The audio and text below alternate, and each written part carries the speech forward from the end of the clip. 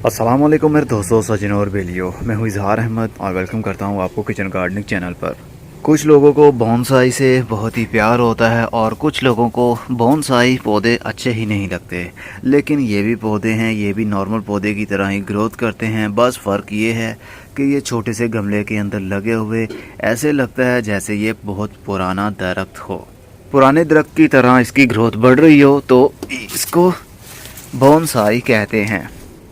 जैसा कि ये आप देख सकते हैं, इसकी रूट्स देखिए, गमले के नीचे से भी बाहर निकल रही हैं और ये इसकी एरिया रूट्स भी काफ़ी हद तक लटकना शुरू हो चुकी हैं और आहिस्ता आहिस्ता ये मिट्टी के अंदर भी चली जाएंगी। बोनसाई पौधे आपके पास भी होने चाहिए। नॉर्मली हाउस प्लांट की तरह इनकी भी वैसी ही केयर की जाती है, लेकिन ये लो मेंटेनेंस प्लांट्स होते हैं। बोनसाई मोस्टली ऐसे पौधों को बनाया जाता है जो फूल देने वाले ना हो, सिर्फ पत्ते देने वाले हों, और उनमें फाइकस फैमिली सबसे मशहूर होती है, क्योंकि फाइकस फैमिली से ताल्लुक़ रखने वाले पौधे काफ़ी अच्छे से और जल्दी से बोनसाई की शेप ले लेते हैं। और ये देखिए जनाब, इसकी रूट्स देखिए किस तरह गमले से बाहर निकल रही हैं और ऊपर से भी इसकी ग्रोथ हो रही है। इसकी एरियर रूट्स भी डेवलप हो चुकी हैं। इसके ऊपर मैंने वीडियो भी बनाई थी कि एरियर रूट्स को किस तरह हम डेवलप कर सकते हैं। तो इसकी एरियर रूट्स आ रही हैं और आहिस्ता आहिस्ता से मिट्टी के अंदर धंस जाती हैं।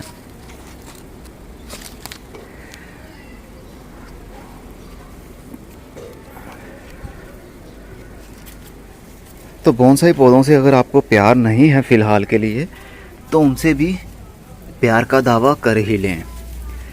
अगर प्यार का दावा नहीं भी कर सकते तो कम से कम प्यार का इजहार ही कर दें, ताकि आपके दिल में थोड़ी बहुत तो मोहब्बत जाग ही जाए बोनसाई को लेकर।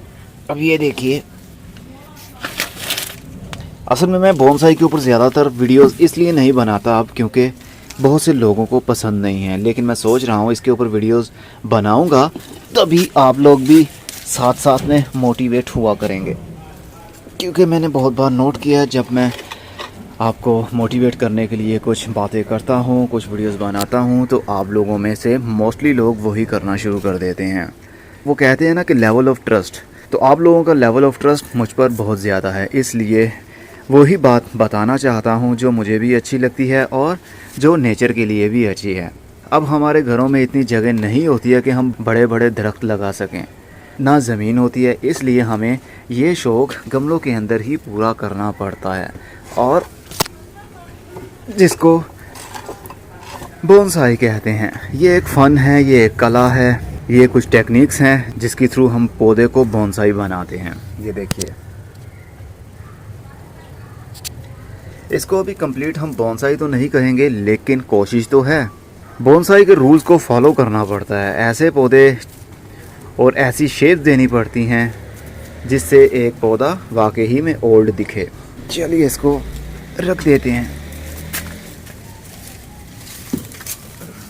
मैंने एक पौधा शिफ्ट किया था अपने शैलो पॉट के अंदर, जो शैलो पॉट हमने बनाया था, इसके ऊपर मेरी वीडियो भी मौजूद है कि हमने किस तरह वाइट कलर का एक बोनसाई पॉट बनाना है। ये देखिए जनाब, कितना ही खूबसूरत एक वाइट कलर का शैलो पॉट है। पौधे की रूट्स देखिए सरफेस के ऊपर आ गई, जिस तरह एक ज़मीन के ऊपर दरख्त लगा हो पुराना और उसकी जड़ें मिट्टी से बाहर आना शुरू होती हैं। लेकिन ये पौधा अभी बोनसाई नहीं है, ये तो एक नॉर्मल सा पौधा है, लेकिन इसको ट्रेन कर रहे हैं हम बोनसाई के लिए। अब ये काफ़ी बड़ा भी हो गया। ये बेसिकली एक बुशी प्लांट है, इसको फूल लगते हैं। अभी मुझे ज़ुबानी इसका नाम याद नहीं आ रहा है, जब मैं वीडियो एडिटिंग करूँगा तो वीडियो के ऊपर मेंशन कर दूँगा, स्क्रीन के ऊपर नाम इसका डाल दूँगा कि इसका ओरिजिनल नेम क्या है। इसको पीले रंग के फूल लगते हैं, लंबे लंबे से गुच्छों की सूरत में लटक रहे होते हैं नीचे। तकरीबन 6 से 7 इंच का एक फूल बन जाता है इसका, जो नीचे वाली साइड पर झुका होता है। जिस तरह झुमका लटक रहा हो वैसे ही इसके फूल लटकते हैं। इसकी ब्रांचेस में छोटे छोटे से कांटे भी होते हैं, और इसकी नेचर है ये एक दरख्त बन जाएगा लेकिन बुशी रहेगा। जिस तरह बेल होती है ना, गुलाब की बेल, उसी तरह इसकी ग्रोथ भी चलती है। तो इसको मैंने इसके अंदर लगा दिया। अब इसकी ब्रांचेस काफ़ी बढ़ रही हैं, इसको हमें काटना पड़ेगा। तो बोनसाई के लिए काफ़ी सब्र करना पड़ता है और पौधों की बार बार कटाई भी करना पड़ती है, तभी जाके एक नॉर्मल पौधा बोनसाई की शक्ल लेता है। मेरे पास अभी तक फ़िलहाल के लिए कोई भी 100% ऐसा पौधा नहीं है जो बोनसाई हो, लेकिन बोनसाई के लिए कुछ ना कुछ तैयार तो हम कर रहे हैं। अब ये भी फाइकस है। फाइकस फैमिली से ताल्लुक़ रखने वाले पौधे मोस्टली बोनसाई के लिए बहुत ही सूटेबल रहते हैं, क्योंकि ये लो मेंटेनेंस प्लांट्स होते हैं। इनको पानी कम मिले या ज़्यादा मिले, ये काफ़ी हद तक बर्दाश्त कर लेते हैं।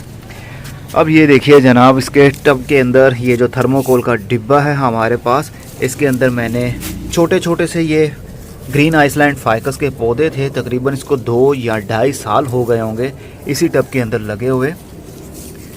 ये देखिए अब इसकी एरियल रूट्स भी आ गई हैं। ऐसे लग रहा होगा जैसे हम एक जंगल का व्यू देख रहे हों। तो सच में ये एक छोटा सा, एक थर्मोकोल के डिब्बे के अंदर एक छोटा सा जंगल ही है। ये देखिए एरियल रूट्स किस तरह लटक रही हैं, जैसे जंगल में बड़े बड़े पुराने पेड़ों के साथ में इस तरह की ब्रांचेस हैं, टहनियाँ हैं, एरियल रूट्स हैं, वो लटक रही होती हैं। और ये तो आपने रिसेंटली ही मेरी पिछली वीडियोस में देखा था, कुछ दिन पहले ही। पिलखन का पेड़ है ये भी बोनसाई बनाने के लिए बहुत अच्छा समझा जाता है, क्योंकि इसकी भी जो एरियल रूट्स हैं और जो इसकी टैप रूट है वो मिट्टी के ऊपर आ जाती है। एक और मैंने लगाया था, ये देखिए जनाब, इसको भी मैं ट्रेन कर रहा हूँ बोनसाई के लिए। तो बोनसाई के लिए आप कोई सा भी पौधा ले सकते हैं, चाहे वो बेल हो, चाहे वो दरख्त बनता हो, लेकिन ऐसे पौधे लेने चाहिए जो बहुत जल्दी फास्ट ग्रोथ करते हों, तभी वो जल्दी से बोनसाई बन सकता है। क्योंकि हम लोगों में सब्र नहीं होता, लेकिन बोनसाई का काम ऐसा है कि उसके अंदर बहुत सारा सब्र करना पड़ता है हमें। जो सब्र नहीं कर सकते उनके लिए फाइकस पौधा बहुत ही अच्छा है बोनसाई बनाने के लिए। अब ये देखिए, ये हमारा जेड प्लांट है। जेड प्लांट को भी आप एज अ बोनसाई ले सकते हैं, तो काफ़ी और लुक भी देता है। इसको शेप भी आप अपने हिसाब से दे सकते हैं। तो अपने गार्डन में, अपने गार्डन की खूबसूरती को बढ़ाने के लिए आप कुछ ऐसे पौधे लगाइए जो छोटे गमलों के अंदर ही लगे हों, लेकिन उनकी उम्र ज़्यादा हो, या फिर उनकी शेप ऐसी आपने दी हो जो कि सच में देखने पर बोनसाई ही लगें। अब जैसे कि एडेनियम के पौधे थे, ये देखिए एडेनियम के पौधों को भी हम एज अ बोनसाई ले सकते हैं। इसका ट्रंक देखिए काफ़ी थिक हो चुका है। ये देखिए एक साइड पर झुका हुआ, ये भी काफ़ी अच्छा इंप्रेशन दे रहा है। ये देखिए इसका कैसे कॉडेक्स काफ़ी मोटा हो गया है नीचे से। तो आप भी बोनसाई पौधे लगाइए, तो आप भी बोनसाई पौधे बनाइए।